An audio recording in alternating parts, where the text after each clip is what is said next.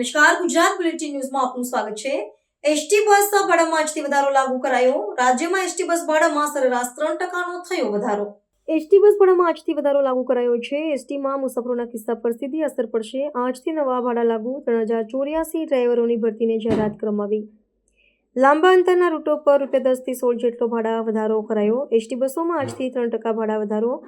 9 kilometre સુધી મુસાફરી કરનાર મુસાફરો પર કોઈ ભાડા વધારો લાગુ નહીં પડે। જીએસઆરટીસીમાં તારીખ 1/1/2026થી 00 કલાકથી નિગમમાંથી ભાડા વધારો અમલીકરણ થયેલો છે।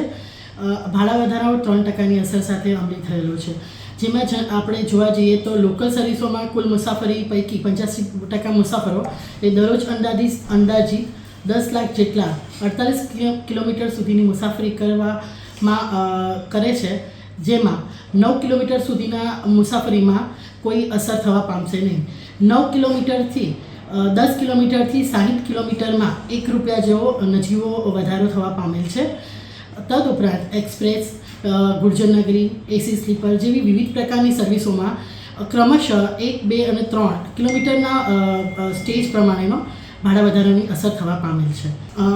આ વર્ષમાં આપણે જોવા જઈએ તો એક વર્ષમાં 13 બસ સ્ટેશનો અને ડેપોનું લોકાર્પણ કરવામાં આવેલું છે। 2025-26ના બજેટમાંથી આગામી વર્ષમાં 2060 નવીન બસો પ્રજાની સેવામાં મૂકવાનું આયોજન છે। તદુપરાંત કંડક્ટર નિગમ દ્વારા વધુ અને સારી પરિવહન સેવાઓ પૂરી પાડવા માટે 2320 કંડક્ટરની નિમણૂક કરેલ છે, અને જ્યારે ટૂંક સમયમાં 3084 ડ્રાઈવર અને 1658 હેલ્પરની નિમણૂક માટેના પસંદગી પત્ર એનાયત કરવાની કાર્યવાહી પ્રગતિમાં છે। અન્ય રાજ્યોની સરખામણીમાં આપણે જોવા જઈએ તો એસટીનું લોકલ તથા એક્સપ્રેસ બસ ભાડું ઓછું રહેવા પામે છે।